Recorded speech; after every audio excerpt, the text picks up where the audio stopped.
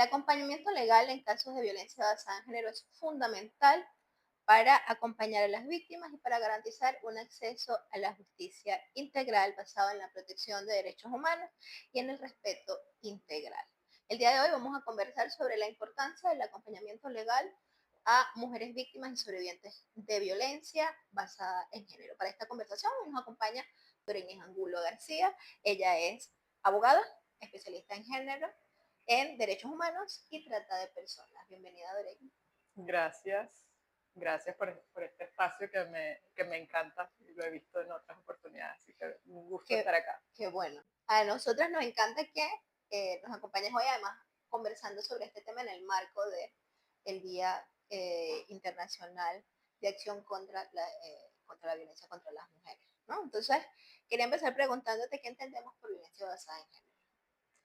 Bueno, importantísimo porque hay muchas violencias, pero la violencia basada en género está justamente, tiene ese apellido y el día que hoy utilizamos para recordar pues, los compromisos que tienen los estados en función a prevenir, sancionar y dar respuesta a la violencia, tiene que ver con que es un hecho que ocurre muchas veces dentro de los hogares, pero que de los cuales el Estado también es corresponsable. Y violencia vamos a entender como todo acto que genere un daño hacia las personas, siempre que esté basado en razones de género. Y vamos a ir poco a poco, ¿no? Cuando hablamos de daño, estamos hablando de una intención. Estamos hablando de una persona que con premeditación, con intención, causa a la persona que puede ser psicológico, puede ser físico, puede ser económico incluso o sexual, que es un ámbito que se trabaja mucho en esta organización. Sin embargo, no es solo eso. Hay muchas otras formas de violencia que también se presentan, pero digamos, estas son las más comunes y son las que recoge la norma, ¿no? Eh, la violencia está dirigida por razones de género cuando se espera una conducta de una persona solamente porque sea por el género al cual pertenece. Entonces, por ejemplo, cuando hay roles, estereotipos que clasifican, que encasillan pues, a las personas en tú tienes que hacer esto porque tú eres mujer o tú tienes que hacer esto porque eres hombre. Uh -huh. Y hay consecuencias en función a este estereotipo, esto es considerado violencia. Entonces, si te hace daño, si te maltrata, si se espera de ti algo solamente porque seas mujer, entonces aquí estamos hablando, y eso que pasa te hace daño, entonces estamos hablando de violencia basada en género. Claro. Te escuchaba y pensaba en esta cantidad de mandatos sociales o estos cánones de, entonces tienes que saber lavar, tienes que saber cocinar, tienes que verte bonita, tienes que verte linda, y cómo Ujú. todo eso termina siendo una violencia simbólica. Nadie nos está pegando, nadie con un látigo detrás de nosotras, pero hay Exactamente. un bombardeo de información constante en el que tenemos que cumplir con estos roles que son sociales, como lo comentaba. No hay esto no está escrito en piedra en ninguna parte donde dice que yo tengo que. Ni puedes individualizar a alguien, ¿no? Entonces, digamos que pues, hay muchas formas de violencia en las que se presentan y una de las cosas que nos pasa a quienes estudiamos estos temas es que cuando creemos que ya, bueno, sí, ya estudiamos todas las formas de violencia, surgen nuevas y surgen nuevos espacios y escenarios. Como por ejemplo, se habló mucho con la reforma que fue en su momento de la CEDAW, que es como el marco entre las convenciones internacionales que habla de las primeras, inicialmente se entendía la violencia como una forma de discriminación, hoy en día pues ya no es solo una forma de discriminación, sino una manera de plantear una forma de desigualdad que está basada en nuestra sociedad, está muy arraigada en la sociedad.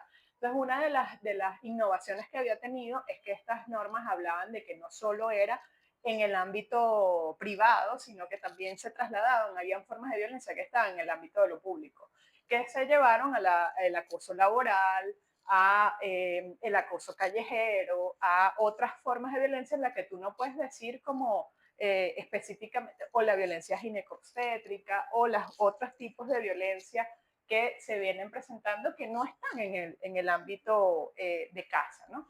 Entonces, se creía que esa era la innovación. En estos tiempos, la violencia también está en el ámbito de lo digital y son cosas para las que las leyes todavía no están listas, porque cuando se hacen, las leyes se hacen con, no se actualizan de la manera como se actualiza la tecnología. Entonces, por eso siempre es importante estar estudiando, estar formándose sobre estos temas, porque cuando creemos que sabemos cómo trabajar los temas de violencia, surgen otras. Claro, no, y te escuchaba, sí, de hecho teníamos, creo que es la ley de familia, que fue una ley que de 1995, algo así, como una ley de los 90, que era la ley de la familia, de la mujer, como una cosa así, y Ujú. entonces se hablara de violencia doméstica. Exactamente, es del 98. Esa Ah, ley surgió junto con la ley orgánica sobre la ley de la LOPNA, la de de ley de ley orgánica. protección para niños, niñas y adolescentes, surgieron, ese fue un año que hubo varias Ujú. reformas a nivel de lo legal. También ocurrió la reforma del Código Orgánico Procesal Penal, que también fueron momentos en que los abogados, las abogadas del país tenían que empezar de cero a Estudiar. estudiar. Eh, y esta norma desde esa época plantea que está sancionado la violencia psicológica, la violencia física y la violencia sexual, que también estaba dentro del Código Penal como la violación, pero que entendemos no tenía el enfoque que viene a tener cuando se reforma la norma. Esa norma, mal o bien, establecía la posibilidad, pues, tener acceso a unos órganos especializados, a unas fiscalías especializadas, pero lo malo que tenía la norma era la forma como resolvía esas situaciones, porque planteaba la mediación, planteaba algunas cosas que, bueno, fueron necesarias que se reformaran cuando se plantea la ley del año 2007, que viene a reformar toda esa visión y que todavía es una ley que se revisa a sí misma respecto a cosas que aún faltan por dar respuesta. Háblenos un poquito de la mediación, porque hay como esta idea, no, es que si vas y pones una denuncia en la jefatura, entonces hay que mediar. Pero entiendo que según la ley ya no sé, o sea, No, mediar no es una opción, pero cuando llega la policía, entonces te sientan con el violentador. ajá, Entonces, háblanos un poquito de eso, como ampliarnos el panorama porque hay confusión con respecto a ok. eso. Mira, quizás todavía hay resabios de gente que quizás sobre todo en esas instituciones, por ejemplo, tengan todavía en la cabeza que eso es una alternativa. Pero la verdad es que cuando estamos hablando de violencia no hay alternativa. No, la reforma de la ley que inicia en 2007 y que se reforma en 2014 y de nuevo en 2021, en todos sus artículos no está prevista bajo ningún concepto la mediación.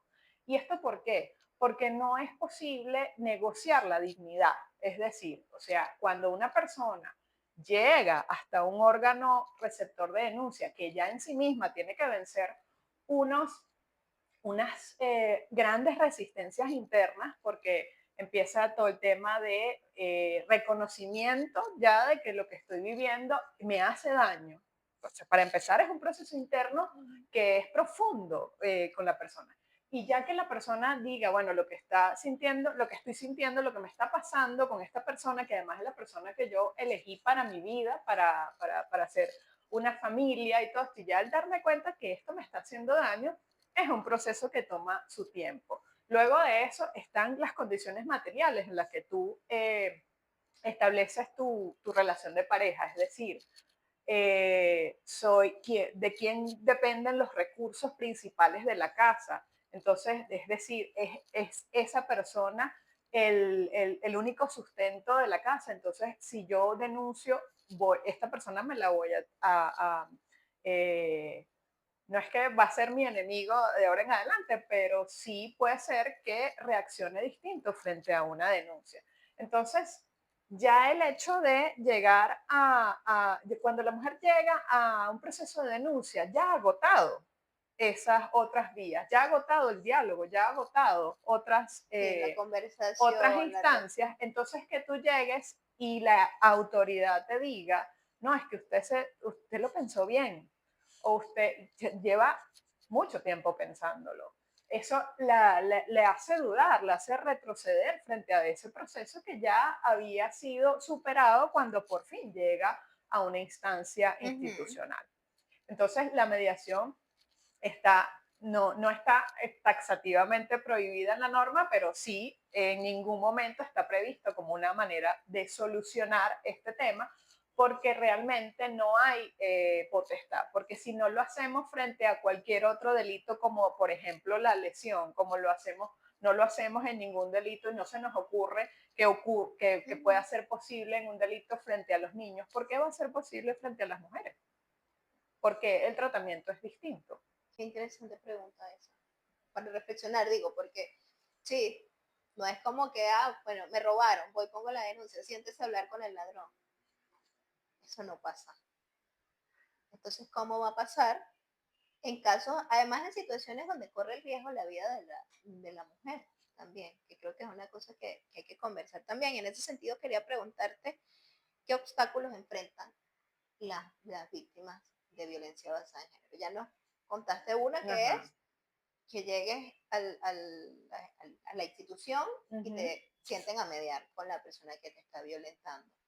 ¿Qué otro obstáculo se puede vivir? Mira, te decía un poquito el tema de cómo va a reaccionar la familia, también es algo que la mujer se plantea, o cómo va a reaccionar ahora, cómo va a ser su vida después de la denuncia. Es algo que a las mujeres les preocupa, porque, y no es cosa menor, porque también afecta pues la relación que se va a tener de ahora en adelante con la familia propia y con la familia del agresor. También está en la propia familia también están las personas que te apoyan, como no, pero también están muchas veces las que te dicen, pero tú lo pensaste bien, o sea, ese es el papá de tus Ujú. hijos, tal, ¿cómo vas a hacer ahora? Y la situación económica también pasa, atraviesa ese discurso y ese pensamiento, porque entonces ahora la familia te quiere apoyar, pero no te puede apoyar por demasiado tiempo, ¿no? Y entonces lo económico empieza a tener un peso allí para la persona, o sea, ¿qué voy a hacer ahora? Porque entonces se piensa que, que sobre la mujer está la necesidad de mantener unida a la familia, pero la verdad es que la responsabilidad que tienen los padres frente a los hijos no cambia porque exista un proceso No de debería. denuncia, no debería cambiar, porque son derechos distintos, son ámbitos distintos. Pero sí se entiende que, bueno, va a haber un cambio a partir de un proceso de denuncia. Entonces eso también la mujer se lo piensa frente a y termina siendo muchas veces una barrera para poder interponer la denuncia. Pero luego hay otras cosas, como que todos estos procesos y todo lo que plantea la ley habla de que la justicia es gratuita.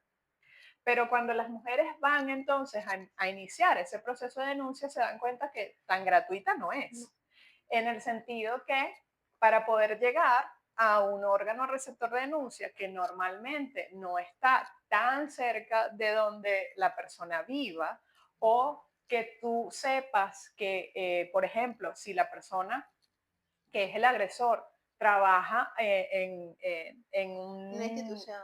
en una institución policial, entonces no es un órgano válido para ti ir a hacer la denuncia. Entonces implica trasladarse, movilizarse una cantidad de kilómetros hasta no, sobre todo las capitales de los estados, para poder entonces acceder a estos órganos. Lo segundo que también ocurre luego de que, bueno, finalmente llego al órgano receptor de denuncia, entonces está en lo que hablábamos del funcionario, las funcionarias, que no se han hecho enormes esfuerzos porque traten con dignidad a la persona, no le hagan preguntas innecesarias, no tengan que ellas repetir el cuento en diferentes partes de lo que es el periplo de la justicia. Eh, pero también pesa el decir, bueno, se van a enterar de lo que yo voy a contar, realmente se mantendrá la confidencialidad de lo que yo estoy diciendo, solamente se va a mantener entre esta persona y yo, son también situaciones que pasan por la mente de las mujeres. Y luego están, y eso digamos, estamos hablando, la mujer típica que podemos ver que está normalmente en la etapa reproductiva, está enfrentando estas situaciones, pero cuando estamos hablando, por ejemplo, de adolescentes que necesitan que sea ir en algunos casos el permiso, digamos, de mamá, de papá para poder salir, para hacer ciertas cosas, ir hasta una institución, aunque existen los consejos de protección donde ellos pudieran acceder y directamente hacerlo, pues están también esos elementos a considerar. Pero cuando también hablamos de las mujeres indígenas o las mujeres que enfrentan alguna discapacidad, que viven con discapacidad, o las mujeres de la población LGBT, tienen barreras adicionales. O sea, solamente el hecho de que, bueno, venciste todos los obstáculos de lo que estamos hablando, porque también todas estas mujeres viven estas mismas otras eh, obstáculos intrínsecos de los que estamos hablando. Pero entonces imagínate llegar a una fiscalía con todas las resistencias que ya yo vengo enfrentando y las mujeres, por ejemplo, no, la cosa no queda en planta baja y tengo que subir al edificio, no hay suficientes ascensores o no hay, entonces ya me enfrento a unas barreras Y también adicionales. esto que hay que contarle al de la puerta y después al de la recepción y después al del ascensor, Para porque poder llegar sí, hasta la persona que me va a realmente dar una respuesta o por lo menos saber si es ahí no la cuestión. Entonces, todo esto implica dinero también para la persona que está accediendo, está intentando acceder a la justicia. Luego, las personas, la verdad, tampoco tenemos suficientes intérpretes de lengua de señas cuando estamos hablando de personas con discapacidad auditiva. Mm, Han habido esfuerzos porque las instituciones se formen en estos temas, pero digamos que en este momento que tú digas puedan ser efectivas y en cualquier sede de donde usted se encuentre puede ir a hacer la denuncia y la van a asistir y le van a escuchar y le van a entender, es otro obstáculo que también se presenta para llegar a él. Y igualmente con nuestros pueblos y comunidades indígenas que tienen también otras formas de expresarse y también tienen otras formas de justicia que también están presentes, que son mucho más allegadas a ellas, pero no necesariamente contemplan o tienen la perspectiva de género de entender estas necesidades que pueden tener las mujeres, que en sus comunidades a lo mejor no la van a poder resolver de la misma manera que si lo hicieran ante la norma nacional, que así lo prevé, y de hecho hay una jurisprudencia en la que dice que no necesariamente tienes que acudir a esta justicia como un camino de agotar, como que tienes que agotar esa vía para poder llegar a esta otra, porque es elección de la persona cuál de las dos quiere, en cuál de las dos quiere resolver su controversia, ¿no? Su problema, su situación. Y bueno, y así para de contar algunas de barreras que se presenten, y estas digamos como que son como las que uno ha podido estudiar, pero si hay otra que en este momento las personas que nos estén escuchando quisieran agregar, pues estamos bienvenidísimas de que lo hagan a través de este programa. sí, que dejen los comentarios. Y pensaba, mientras te escuchaba hablar de las barreras y los obstáculos, que se habla mucho que la denuncia falsa, que las mujeres Ajá. están denunciando a los hombres y les están dañando la vida.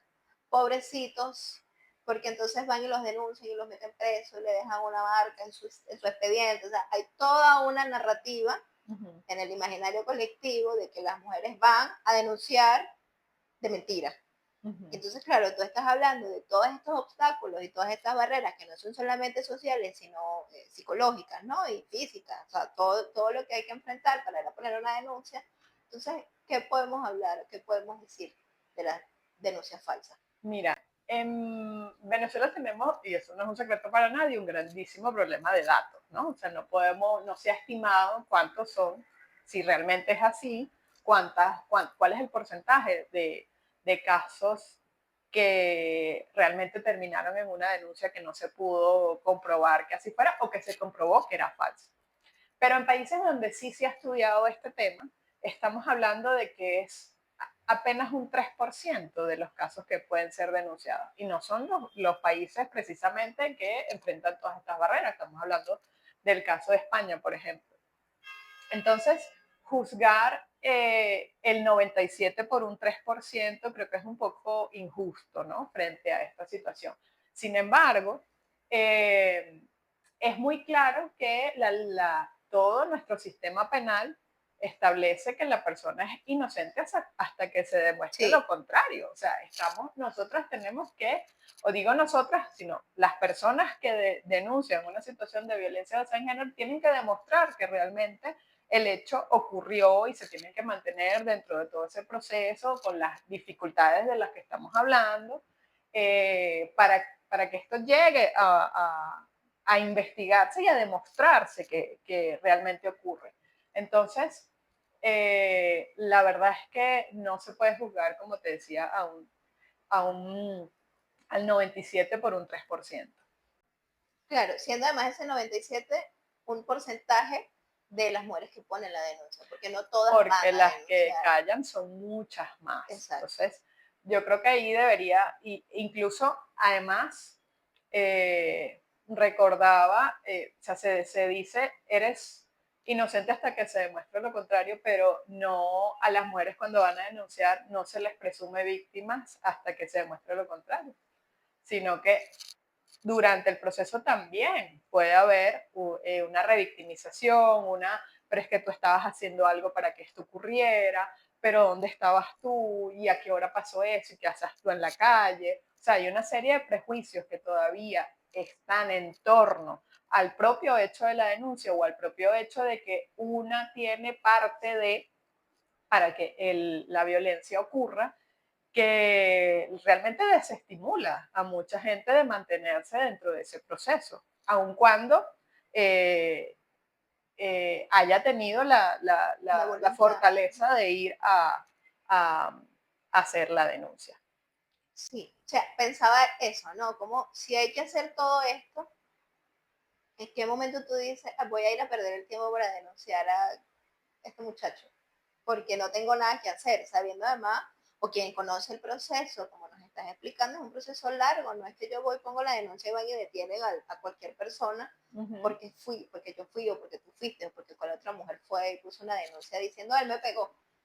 Y es una narrativa que se está instaurando mucho en la sociedad de ahora las mujeres tienen una ley que las protege y por qué no protege a los hombres.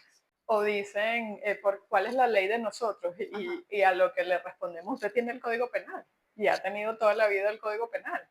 O sea, nosotras, la única norma que tenemos dirigida a las mujeres es la ley de violencia, porque o sea, porque hubo que hacer una ley para decir que tenemos derecho a vivir sin violencia. O sea, lo que quiere decir es que vivíamos en situaciones de violencia y tuvo que establecer todo un cuerpo normativo para establecer eso como un derecho. Claro. O sea, tenemos un derecho adicional al que pueden tener los hombres, y es que tenemos derecho a vivir sin violencia, Que es un derecho humano, por supuesto. un derecho humano. Tengo derecho a estar viva, Sí, independientemente de.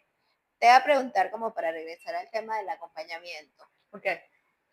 ¿Por qué es importante contar con la asesoría cuando voy a poner una denuncia de violencia basada en género? O sea, ¿cuál es el rol de la abogada, del abogado que acompaña un caso de violencia basada en género? El rol fundamental es que la persona entienda el proceso penal en sí mismo, las normas, las instancias pueden generar mucha aprensión de, bueno, estoy entrando a un sitio que no conozco, empieza gente a hablarme en un lenguaje que yo no entiendo y a decirme cosas que yo no sé después qué es lo que va a pasar, o sea, no entiendo lo que está pasando básicamente. Entonces las mujeres justamente en la norma se plantean que tienen derechos que no siempre se les explican, ¿no? No existe eso como pasa en las películas, usted tiene derecho a estar callado, no sé qué más, que se nombra, que se le señalan al agresor cuando se está en el proceso de detención.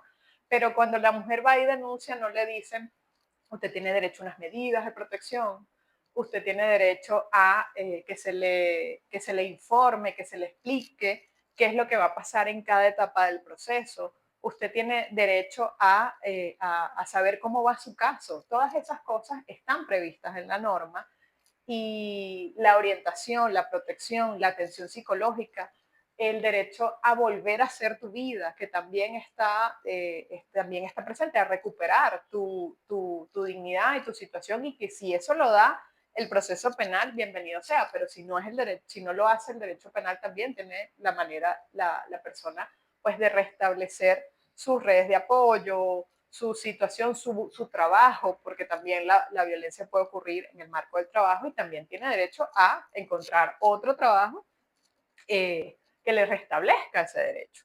Entonces, si la persona no tiene esa asesoría, no tiene esa información, pues puede quedarse a la mitad, porque entendemos que en este momento, cuando el Estado venezolano ha creado una jurisdicción especializada para Ujú. atender el tema de la violencia, ha creado unas fiscalías especializadas que intentan estar en la mayor parte del país, aún con sus desafíos, muchas veces los fiscales, los funcionarios, las personas que están ahí no tienen el tiempo de detallarse con cada una de las personas y explicarles y aclararles todas sus dudas. Entonces, la orientación legal, la asesoría, el trabajo que pueden prestar no solo las escuelas de derecho, las clínicas jurídicas, los abogados, las abogadas en sí mismas y las organizaciones que pueden prestar los servicios de atención juega un papel clave en que la persona entienda qué es lo que está pasando, que es fundamental para saber e incluso si se le explicaran antes de llegar a los procesos, poder saber que lo que va a ocurrir es algo que cumple sus expectativas o no. Porque muchas veces puedo llegar a un proceso penal teniendo una expectativa que no voy a conseguir de él. Entonces, bueno, si se le hubiese explicado antes, pues quizás la persona hubiese canalizado las cosas de otra manera. E incluso si no se obtiene el resultado que se espera, bueno, ¿qué otros recursos puede tener la persona? Bueno, puedo apelar a esta decisión, puedo hacer, hay cosas que son propias del proceso y que tienen lapsos que las personas no tienen por qué manejar. Claro. Entonces, la asesoría garantiza que los derechos de las víctimas estén reflejados en lo que está pasando dentro del proceso. Claro. ¿Qué se puede hacer para que este proceso sea seguro? Si hay algo que podamos hacer. Confidencial y con enfoque de género, porque a veces también es como, bueno, necesito un abogado, una abogada, voy y busco un abogado. Ujú. Y si no tiene el enfoque de género, entonces va a hacer su trabajo, si lo va a hacer, Ajá. no hay que negar que no, pero me imagino que van a haber unas barreras, unos obstáculos distintos, así estoy atendiendo un caso de violencia basada en género o un caso de, no sé, asesinato, se me ocurre ahora. Ujú. Entonces, ¿qué podemos hacer para que el proceso sea así o tenga enfoque de género o de dónde puedo acudir en ese sentido para conseguir un abogado o una abogada que me pueda acompañar en un proceso de estos? Mira, yo creo allí es importante conocer con quién voy a establecer este trabajo, ¿no? Yo creo que allí el tema básicamente es como una responsabilidad que cada uno adquiere cuando se va a dedicar a estos temas. Creo que si te vas a dedicar a estos temas, te tiene que gustar, te tiene que apasionar lo que estás haciendo. Entonces, en este sentido, formarte, ver guías, ver información, sensibilizarte con estos temas es fundamental porque si no, no vas a dar el servicio que la persona espera, ¿no?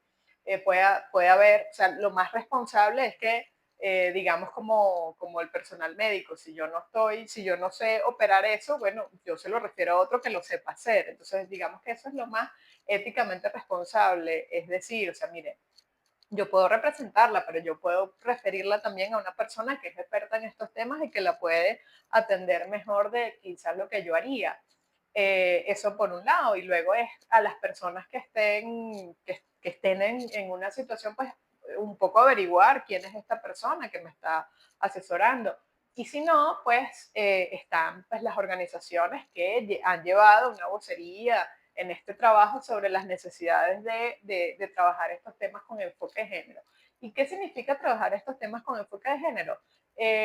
Así en palabras llanas y sencillas. Bueno, primero que quizás le ofrezcan opciones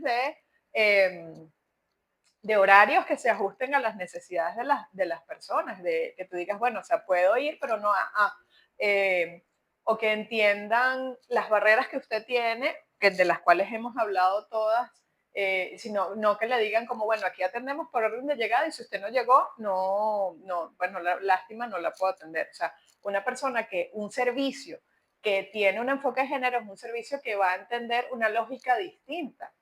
Y yo pensaba cómo plantearlo cuando me hablaste de la idea de esta sesión. Y yo decía, bueno, fíjate que no es plantearlo por orden de llegada, sino es plantearlo por orden de salida. Y eso es una cosa como al revés, ¿no? ¿Qué quiere decir por orden de salida? Que si tú, cuando habría que preguntarse a las personas a qué hora se tuvieron que parar para llegar a donde está el servicio. Entonces, realmente, ¿quién llegó primero? El que llegó y tocó la puerta a las 8 de la mañana y se levantó a las 6 porque vive aquí mismo en Caracas y simplemente tuvo que atender, asearse, vestirse, bañarse, desayunar y venir, o aquella persona que tiene varios hijos o que tiene que dejar el almuerzo listo y que tiene que dejar todas esas cosas nada más para venir al mismo servicio que, que esta otra persona que también seguramente va a tener desigualdades y situaciones a las que atender. Pero aquella que vive más lejos, aquella que incluso, por ejemplo, enfrenta barreras de movilidad para llegar a donde está. Entonces, los servicios que realmente se evalúan y se miran a sí mismos y dicen, bueno, yo voy a establecer otros mecanismos para entender las necesidades que tienen las personas y las barreras adicionales que tienen las personas para llegar simplemente a donde yo estoy, tienen realmente un enfoque distinto, plantean una realidad distinta que ayuda a las personas a decir, oye, aquí sí entienden de qué es lo que yo estoy viviendo y de qué es lo que yo estoy hablando.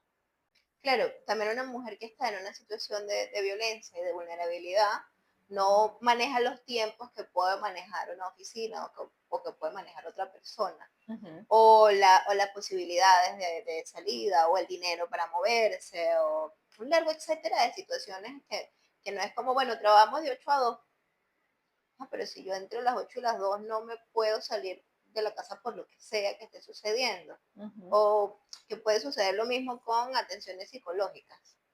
Ah, no, yo atiendo de tal a tal hora, pero si esa es la hora en que está el agresor, entonces cómo yo te llamo o cómo yo me salgo de la casa para ir a la atención psicológica, que creo que también es el punto del enfoque de género, lo que estás comentando, de ver que esta persona que está buscando ayuda psicológica o legal no es una mujer que está en una situación óptima en su vida, sino que está en una situación muy vulnerable, con un montón de situaciones que probablemente no tiene idea de cómo manejar. Entonces ajustarse también a estas dinámicas que son institucionales o corporativas son muy complicadas, ¿no?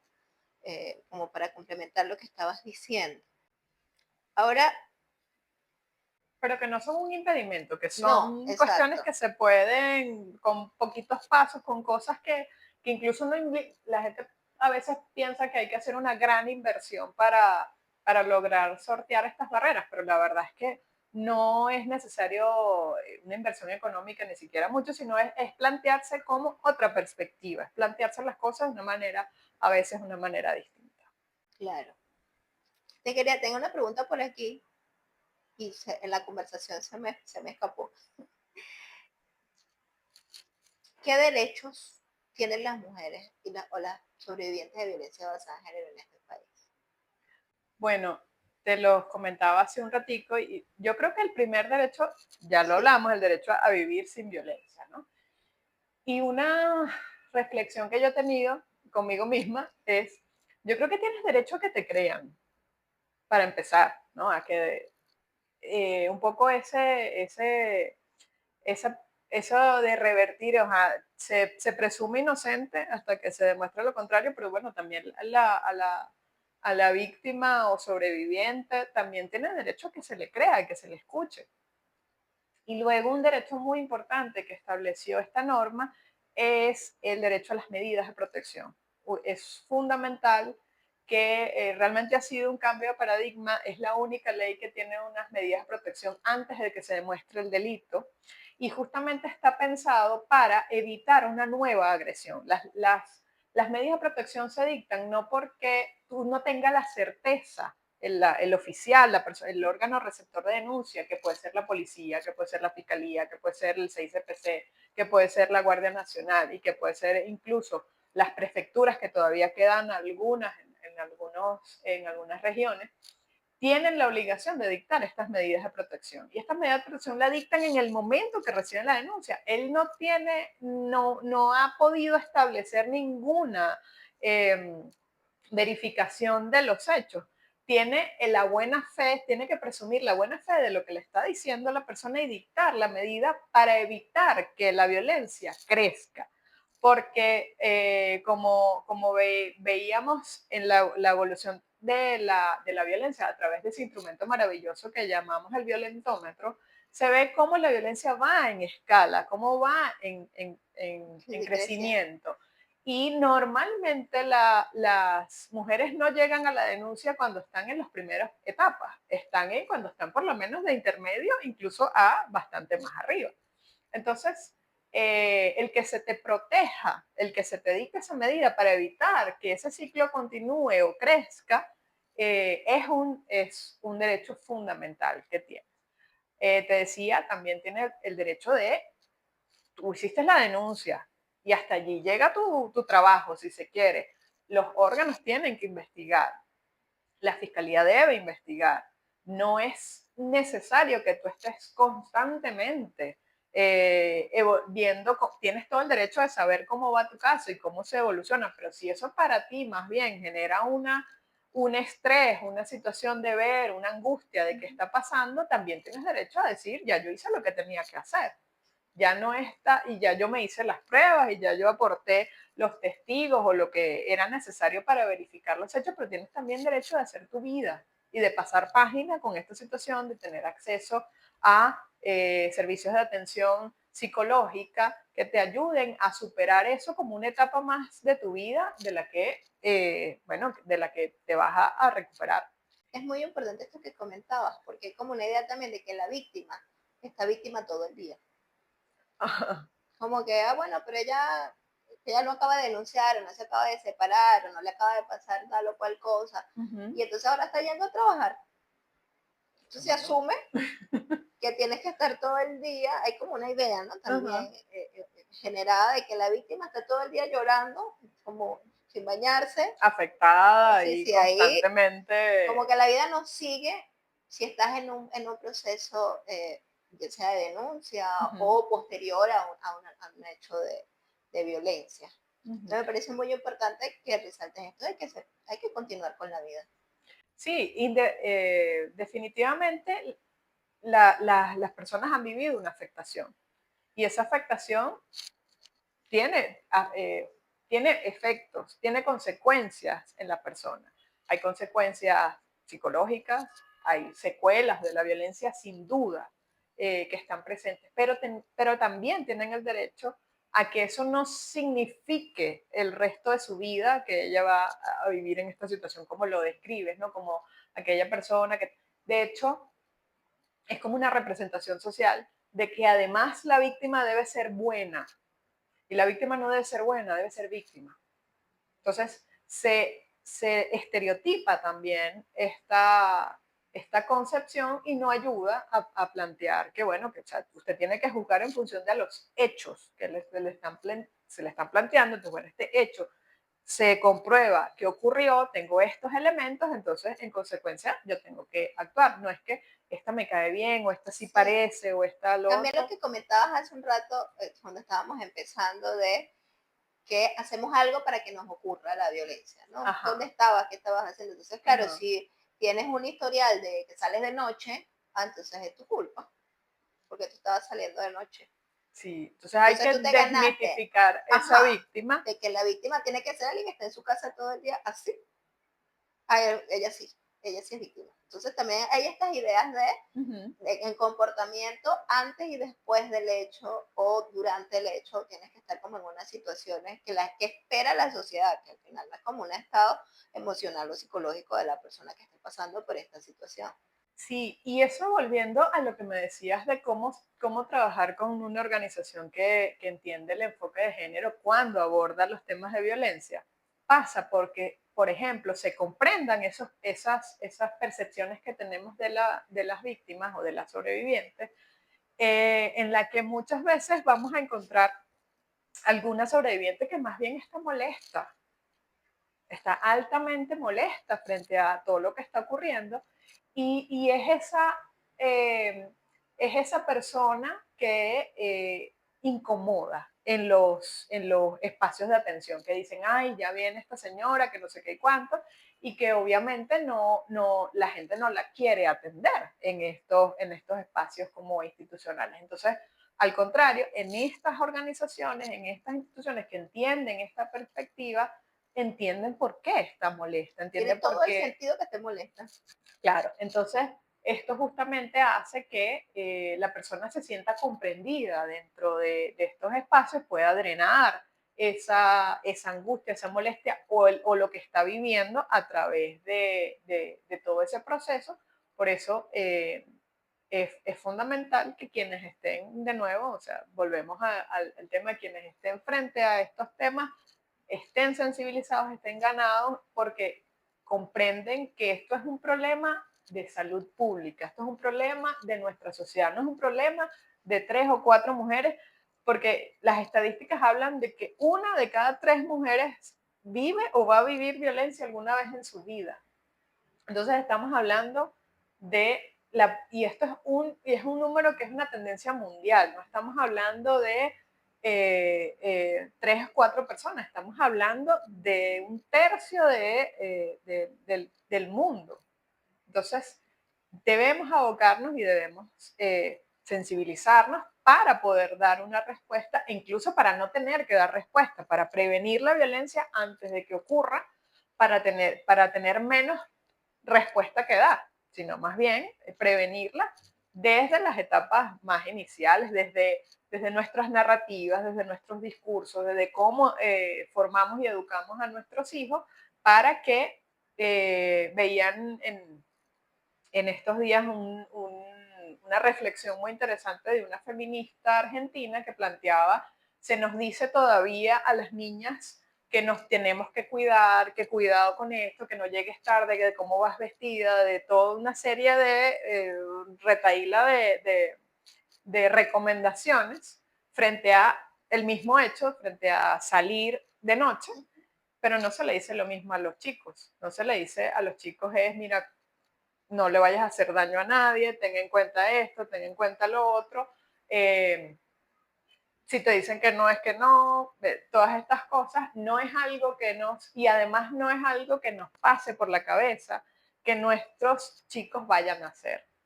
Sí, exactamente. Me quedé pensando en eso que estás conversando porque es verdad. Una, claro, en mi casa somos niñas. Entonces siempre da cuidado, está muy corto, eso está pendiente, avísame. Ah, pero a mis primos, nunca nadie le dijo avísame, nunca nadie le dijo pendiente, nunca nadie. Entonces, es la manera, es como que son dos realidades distintas que estamos en el mismo mundo. La realidad que vivimos nosotras está totalmente separada de la que viven los varones. Sí, hay un discurso distinto entre uno y otro y también hay que revisar estos discursos frente a la masculinidad, porque también también les pueden hacer daño, también Ujú. hay violencias que son muy invisibilizadas frente a lo que viven los hombres, Sí, que por eso cuando se habla de violencia basada en género no se habla de violencia solo que afecta a las mujeres, estamos hablando de una forma de violencia que te afecta, seas hombre o seas mujer, siempre y cuando vaya en contra o atente, se base en esos estereotipos y roles de sí, género contra el que nos mandato. establecen. Exacto. Muchas gracias, Doreen, por la conversación. Gracias a Muy ti, Jenny. nutrida, Cuando con quieras. mucho aprendizaje. Nos despedimos de esta vez a live. Le recordamos que en ABESA tenemos el servicio de atención legal. Si eres víctima o sobreviviente de violencia basada en género y quieres iniciar un procedimiento, quieres asesoría o acompañamiento, puedes pedir una cita a través del 0424-165-9742, donde te atenderá nuestra abogada. Hasta el próximo vez. Si tú o alguien que amas ha vivido violencia sexual, queremos que sepas que estamos aquí para apoyarles. En ABESA ofrecemos atención integral, gratuita y confidencial para mujeres, hombres, niños y niñas que necesiten ayuda. ABESA brinda un espacio seguro pensado para ayudarte a recuperar tu bienestar. Síguenos en nuestras redes como @ABESAONG. ABESA, por una sexualidad responsable, libre y plena.